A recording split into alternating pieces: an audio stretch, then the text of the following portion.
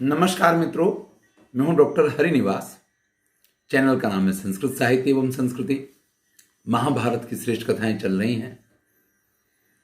उद्योग पर्व पराकाष्ठा पे। दोनों पक्षों की सेनाएं सामने सामने एकत्रित हैं।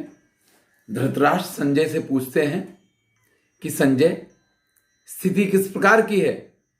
तो संजय कहते हैं कि महाराज, क्योंकि धृतराष्ट्र की आंखें तो संजय ही हैं, वो कहते हैं महाराज, जो कुछ चल रहा है वो वर्णनीय नहीं है, उसका वर्णन नहीं किया जा सकता है। लेकिन स्थितियां इसी प्रकार की हैं कि दोनों तरफ से सभी योद्धा सन्नद्ध हो गए हैं। अब इस युद्ध को और इस विनाश को किसी भी हालत में रोका नहीं जा सकता है। दुर्योधन इस समय उलूक को, जो कि शकुनी का पुत्र है, दूत बना के भेज रहा है। अब देखिए, जैसे पिता वैसे पुत्र, तो कार्य भी ऐसे व्यक्ति को दिया जाएगा। तो उलूक से कहा है कि उलूक गच्छ, हे उलूक, तुम पांडवों की उस सभा में जाओ और उनको ये संदेश देना। और इसके बाद दुर्योधन ने सबके लिए संदेश दिया है। सबसे पहले तो युधिष्ठिर के लिए कि आपको युद्ध करना चाहिए। इस प्रकार से 12 वर्ष का वनवास, अज्ञातवास, ये सारे ड्रामे क्यों करते रहते हो? अरे भाई, हमने द्यूत क्रीड़ा में तुम्हें जीता, हमने तुम्हारे साथ किस किस प्रकार के दुर्व्यवहार किए, लेकिन लगता है कि आप में तो क्षत्रियत्व ही नहीं है, जबकि हम एक ही वंश में उत्पन्न हुए हैं, हमारे पूर्वज एक ही हैं। फिर आप ऐसा कैसे सोच सकते हैं? युधिष्ठिर की बात पूरी हो, फिर श्री कृष्ण याद आते हैं। तो श्री कृष्ण के लिए संदेश देता है कि भाई, आपने यहां बड़ा इंद्रजाल फैलाया था कि आपने कहा था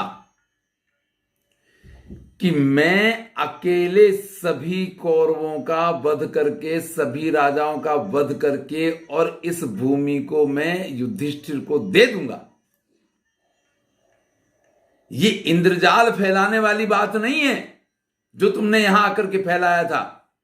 अरे अगर ताकत है, जो कहा था कि घातयित्वा प्रदास्यामि पार्थिव्यो राज उत्तमम, तो करके दिखाओ। उस सब्यसाची अर्जुन के साथ जब मैं रणभूमि में उपस्थित होऊंगा तो कौन मेरा सामना कर पाएगा? अरे भैया, सब्यसाची अर्जुन को काहे के लिए बीच में लाते हो? आप स्वयं भी तो युद्ध कर सकते हो।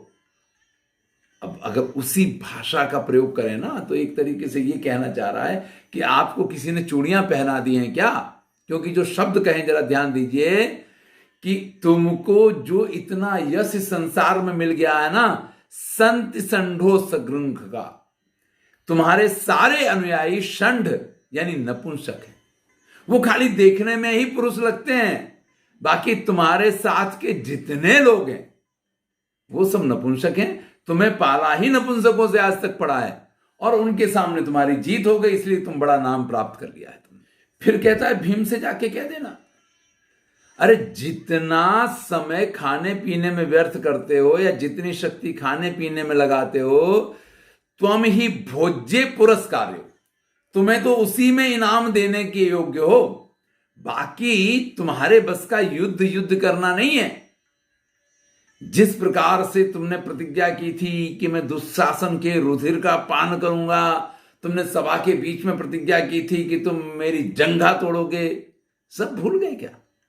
अरे याद करो कि विराट की सभा में किस प्रकार से वल्लभ रसोइया बन करके तुम रहे हो। मेरा पराक्रम देखो, मैंने तुम्हारे साथ क्या क्या किया है।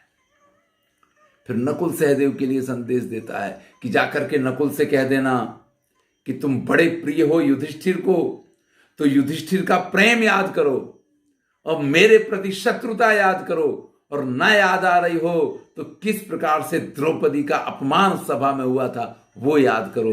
तुम्हारे अंदर कुछ तो क्षत्रियोचित चिंगारी जगनी चाहिए। सहदेव से जाकर के कह देना। ऐसे करके एक योद्धा के लिए संदेश दिया है। दृष्टिद्युम्न के लिए संदेश दिया है कि तुम्हारी बहन के साथ क्या क्या हुआ वो सब याद करना। और तुम्हें मैंने एक उत्तम अवसर दिया है कि रणभूमि में तुम आओ, तुम्हें द्रोणाचार्य तुम्हारे सामने मिलेंगे और तुम्हें अपने पराक्रम दिखाने का पूरा पूरा मौका मिलेगा। शिखंडी के लिए कहा है। इस पूरे अध्याय को पढ़ करके मुझे ऐसा लगा, बहुत बड़ा अध्याय है और इसमें ऐसी बातें कही गई हैं कि जिनको पढ़ करके ऐसा लगा कि दुर्योधन जानबूझ के वास्तव में एक ऐसा भूमि का भार हरण करने के लिए सबको एकत्रित करके ले आए। इस प्रकार का एक योद्धा है और वो ये चाहता है कि ये पूरा सब कुछ हो जाना चाहिए, यहां से कोई भी बच के नहीं जाना चाहिए। क्योंकि वो कहता है कि अमरसम दर्शयस्व त्वम अमरशो हेव पौरुषम। अरे पांडवों, तुम क्रोध दिखाओ क्योंकि क्रोध में ही पुरुषत्व है। अगर है पुरुषत्व तुम में तो अब तो तुम्हें क्रोध दिखाना ही चाहिए। तो जाओ उलूक, ये सारा संदेश जाकर के वहां पांडवों से जाकर के कहो। एक एक के बारे में इतनी इतनी कठोर कठोर बातें दुर्योधन ने कही हैं कि इस समय उन सब की चर्चा भी कठिन है। उलूक जाकर के पहुंच जाता है। युधिष्ठिर की सभा देखी, वहां सब लोगों को देखा। सबसे पहले तो महाराज युधिष्ठिर उससे कहते हैं उलूकम ना भयम तेस्ति। जाओ उलूक, मैं तुमसे कहता हूं तुम्हें किसी प्रकार का भय नहीं है। जो भी संदेश देकर के तुम्हें भेजा गया है, जिस भाषा में संदेश देकर के भेजा गया है, वो सब कुछ तुम सुनाओ। फिर उलूक जब शुरू करता है तो एक एक को आग लगती चली जाए, ये स्वाभाविक है। अमर्षम राज्यहरणम वनवासम च पांडव द्रौपद्याश्च पलिकेशम संस्मरण पुरुषो भव। दुर्योधन ने कहलाया है कि तुम लोग अपने राज्य को छीना गया उस बात को याद करो, तुम लोगों को वनवास में भेजा उसको याद करो, किस प्रकार से द्रौपदी को सभा में ला करके उसका अनादर किया गया उसको याद करो। अरे ये सब याद करके किसी तरीके से तो पुरुष बन जाओ। असक्तेन च यच्छत्वम भीमसेनेन पांडवा दुस्सासन रुद्रम पीयताम यदि शक्यते। वो ताकत तो है नहीं उसमें भीम ने, लेकिन उसने बड़ी प्रतिज्ञा की है ना कि वो दुस्सासन का खून पिएगा। तो करे अपनी प्रतिज्ञा पूर्ण अगर उसमें शक्ति है तो। और ऐसे ही जितना संदेश वहां पे दिया था, एक एक संदेश उलूक यहां, चाहे वो कृष्ण से संबंधित हो, चाहे वो भीम से संबंधित हो और चाहे किसी से संबंधित हो, सब सुनाता है। क्योंकि युधिष्ठिर ने कह दिया था कि तुम्हें कोई भय नहीं। और फिर कहता है कि दुर्योधन ने कहा ना भयात वासुदेवस्य न चापि तब फाल्गुने राज्यम प्रति प्रदास्यामि युध्यस्व सह केशव। ये बड़ा अपना पराक्रम और बड़ी डींगे हाँक के जो श्री कृष्ण आए हैं ना, न तो इनके भय के कारण, न अर्जुन के भय के कारण और ना ही किसी लोभ लालच के कारण, ये राज्य तुम हमसे बिना युद्ध किए प्राप्त नहीं कर सकते हो। मैं बिल्कुल भी कुछ भी तुम लोगों को प्रदान नहीं करूंगा। युद्ध ये एकमात्र तुम्हारे पास रास्ता है। अब सभी पांडवों ने संदेश को सुना है। जैसे ही भीम ने सारी बातें सुनी ने, वैसे भीम को तो आग लग गई। क्योंकि इन सब के बारे में जो कहा गया था वो तो कहा गया था, लेकिन यहां श्री कृष्ण की जिस प्रकार से निंदा की गई वो सुनने के लिए कोई तैयार नहीं है। लेकिन जैसे ही भीम श्री कृष्ण की तरफ देखते हैं, वैसे श्री कृष्ण उससे उलूक से कहते हैं कि जाओ भैया, वापस जाओ और अपने महाराज दुर्योधन से कह देना प्रयाहि शीघ्रम कैतव्य ब्रूयान चैव सुयोधनम। ये जाकर के उनसे क्या श्रुतम वाक्यम ग्रहीतो अर्थो मतम यत ते तथास्तु तत्। मैंने उसकी सारी बात सुन ली है और जाकर से उससे कह देना कि जो जो उसने कहा है अपने संदेश में उसकी एक एक बात पूरी की जाएगी। तथास्तु जाकर के उससे कह देना। श्री कृष्ण ने ये कहा, फिर तो भीम का क्रोध पराकाष्ठा पे है और भीम उसको बुरी तरीके से अपने हाथ फटकारते हुए और खड़े होकर के उलूक से कहते हैं कि जो कुछ दुर्योधन ने कहा है उससे जाकर के कह देना कि उसकी टांगें भी तोड़ी जाएंगी और दुशासन का लहू भी पिया जाएगा। इसके अतिरिक्त उससे कहना कि सभी भाइयों को मारने के लिए जो मैंने प्रतिज्ञा की है, मैंने खाली उसने 2 ही चीजें गिनाई हैं, मैंने तो 100 के 100 कौरवों को मारने की प्रतिज्ञा की है, एक भी प्रतिज्ञा मिथ्या नहीं हो सकती है। वेला अतिक्रमित सद्य सागरो वरुणालय पर्वतास्य विशीर्येयु मयुक्तम नामृषा भवेत। चाहे सूर्य अपना समय चूक जाए, चाहे समुद्र पूरी पृथ्वी को अपने अंदर समाहित कर ले, अपनी सीमाओं का उल्लंघन कर दे, पर्वत टुकड़े टुकड़े हो जाएं, लेकिन जो बात मैंने कही है, जो प्रतिज्ञा मैंने की है, वो कभी मिथ्या नहीं हो सकती है। अभी भीम की बात खत्म नहीं हुई, तब तक सहदेव खड़े हो गए और सहदेव उससे कहते हैं, जन्म प्रभृति चास्माकम पिता ते पाप पुरुषः अतिहानि नृशंसानि नित्य सह कर्तुम इच्छसि। अरे उलूक, जब से हमारा जन्म हुआ है ना, तब से तुम्हारे पिता यानी मामा शकुनी जो हैं, वो हम लोगों के घर में आकर के और उन्होंने हमारे बीच में जो क्लेश, जो कलह उत्पन्न करवाया है, हम भाई भाइयों को साथ में नहीं रहने दिया है। अपने पिता से यह संदेश कहना जाकर के कि तुम्हारे पिता की उपस्थिति में मैं तुम्हारा पहले वध करूंगा और उसके बाद तुम्हारे पिता शकुनी को मारूंगा। इस प्रकार से सहदेव और भीम को अत्यंत उत्तेजित देख करके अर्जुन उनको शांत करते हैं और उनसे कहते हैं कि भैया, ये उलूक से इस तरीके से सब बोलने से क्या फायदा? दूता किम अपराध्यन्ते। अगर दूत आकर के कोई बात कहता है तो उसमें दूत की गलती नहीं होती है, उसका अपराध नहीं माना जाता है। तो इस पे इस प्रकार से आक्रोश करना, इस पे इस प्रकार से उसको कहना कि पहले तुम्हें मारेंगे तब तुम्हारे पिता को मारेंगे, इस सब का तो कोई अर्थ ही नहीं है भैया, क्योंकि दूत के साथ तो हम ऐसा व्यवहार नहीं कर सकते हैं। हाँ, बाकी जो कुछ होगा स्वभूते कथितस्यास्य प्रतिवाक्यम च मुमुखे। इसने जो कुछ संदेश यहां सुनाया है, इसका जवाब मुख से नहीं देंगे। कल सुबह सेना के बीच में जब पहुंचेंगे तो इनकी एक एक बात का जवाब गांडीवेना विधास्यामि क्लीवा ही वचनोत्तरा।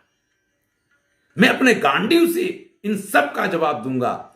ये जो जीभ चलाते हैं ना, ये तो नपुंसक लोग हुआ करते हैं। क्लीवा ही वचनोच्चार, वचनों का उच्चारण करने वाले तो वो क्लीब होते, नपुंसक होते हैं। तो भैया इस प्रकार से, क्योंकि दुर्योधन चाहता ही यही है, अर्जुन ने कहा है कि दुर्योधन यही चाहता है कि वो अपनी जगह बैठा है, उसने एक संदेश भेज दिया। अब हम अंदर से क्रोधित हों, अपनी शक्तियों को छीन करें, जल जल के अंदर अंदर दुखी हों, कोई जरूरत नहीं है। अरे रात भर की बात है, शांति रखो। सुबह उसने जितनी बातें कही हैं, इन सब का जवाब हम अपनी शक्ति के प्रदर्शन के द्वारा देंगे। फिर श्री कृष्ण उलूक को जो संदेश देकर के वापस भेजते हैं, ध्यान से सुनिए। मन से ये मूढ़त्व योत्स्यसि जनार्दन। जाकर के उस दुर्योधन से कह देना कि तुमको अच्छी तरीके से यह मालूम है कि श्री कृष्ण शस्त्र नहीं उठाने वाले हैं, इसीलिए तुमको भय नहीं लग रहा है। मैंने अर्जुन का सारथी पद ग्रहण किया है, मैं सारथी ही बना रहूं, वही कार्य करना।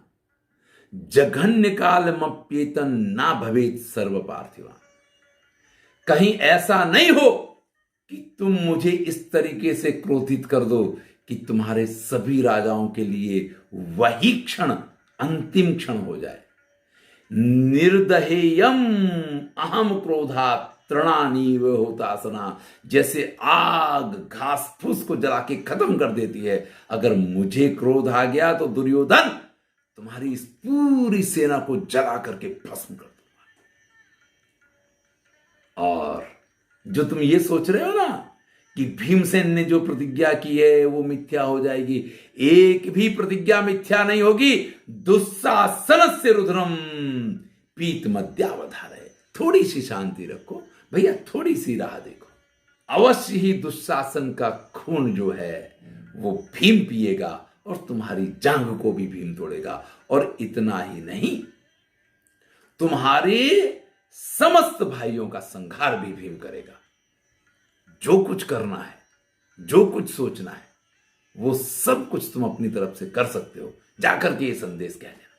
इस प्रकार से जितना कठोर संदेश दुर्योधन ने भेजा था उलूक के मुख से, उतना ही कठोर संदेश लेकर के पांडवों ने उसको वापस भेज दिया है। इधर उलूक जब प्रस्थान करता है तो उससे पहले धृष्टद्युम्न ने भी, क्योंकि जिसके लिए संदेश भेजा गया था उन सब ने भी, शिखंडी ने, सबने अपने अपने संदेश दिए हैं और वो संदेश जाकर के दुर्योधन को सुनाया जाता है। ये महत्वपूर्ण सिर्फ इसलिए है, वैसे सिर्फ इतना कह सकते थे कि दोनों पक्षों का अंतर आपको मालूम पड़ता है। यहां आकर के युधिष्ठिर अभी भी ये सोच रहे थे कि सबका विनाश किसी तरीके से अटक जाए, और दुर्योधन का संदेश इस बात का परिचायक है कि वो चाहता है कि युद्ध हो और विनाश हो। तो ये राजाओं के बीच का अंतर होता है। एक राजा जो होता है वो प्रजा के लिए, उनको किसी प्रकार की समस्याएं ना हो। देखिए, एक युद्ध होने का अर्थ है, आप कल्पना कीजिए कि महाभारत के समय की आप सारी बातों को अगर ध्यान से देखें तो इस प्रकार के भवन बना करते थे, जैसा युधिष्ठिर के सभा मंडप का वर्णन है कि जहां पानी भरा हो वहां आपको लगे कि सूखा है, और जहां सूखा हो वहां आपको लगे कि पानी भरा है। यानी वास्तुशास्त्र अपनी पराकाष्ठा पे था। आप एक एक दिव्यास्त्रों की बात देखिए, एक एक दिव्यास्त्र ऐसे थे जो पूरी पृथ्वी का संहार करने की क्षमता उनमें थी, लेकिन उन दिव्यास्त्रों का प्रयोग करके उनका संहार किया जा सकता था। यानी हमारे बाण छूट गया, फिर भी हम उस बाण को वापस बुला सकते थे। ये जो सारी चीजें, दिव्यता की बातें आप सुनते हैं, किस प्रकार से जो कुछ चल रहा है वो लाइव संजय देख सकते हैं, धृतराष्ट्र को सुना सकते हैं। तो अगर आप ध्यान दें तो सारी चीजें पराकाष्ठा पे थी। लेकिन एक महाभारत के युद्ध ने हमको हजारों साल पीछे भेज दिया। इसलिए युद्ध जो है ये तो एक विभीषिका हुआ करती है। श्रेष्ठ राजा वही है जो इसको रोकने की कोशिश करता है, और निकृष्ट राजा वही है जो युद्ध के लिए हमेशा प्रयत्नशील रहता है। अगर आपकी कूटनीति बहुत अच्छी है तो आपको युद्ध की आवश्यकता नहीं पड़ेगी। अगर आपकी कूटनीति खराब है तो ही आपको युद्ध की आवश्यकता पड़ेगी। क्योंकि जिस प्रकार के संग्राम हुआ करते हैं ना, कई बार छोटी छोटी बातों पे आप अगर इतिहास जानते हैं तो द्वितीय विश्व युद्ध कौन सी इतनी बड़ी बात थी कि जिसको लेकर के उसका प्रारंभ हुआ, और जब प्रारंभ हुआ तो फिर स्थिति किस प्रकार की हुई, कितने सारे देश उसमें शामिल हो गए और फिर क्या क्या हालत हुई है। हिरोशिमा नागासाकी की कथाएं तो आपको सबको पता है। तो युद्ध जो विभीषिका हुआ करती है, अगर श्रेष्ठ व्यक्ति है, श्रेष्ठ राजा है, तो अपनी प्रजा को उससे बचाने की कोशिश करता है, और अगर उसमें बुद्धि ही नहीं है तो दुर्योधन की तरह व्यवहार करता है, जो दुर्योधन ने यहां किया है। धन्यवाद। अगले वीडियो में हम चर्चा करेंगे कि दोनों सेनाओं के मुख्य जो सेनापति हैं वो भीष्म की नजर में किस प्रकार के योद्धा हैं, इसकी चर्चा करेंगे। धन्यवाद। मैं हूं डॉक्टर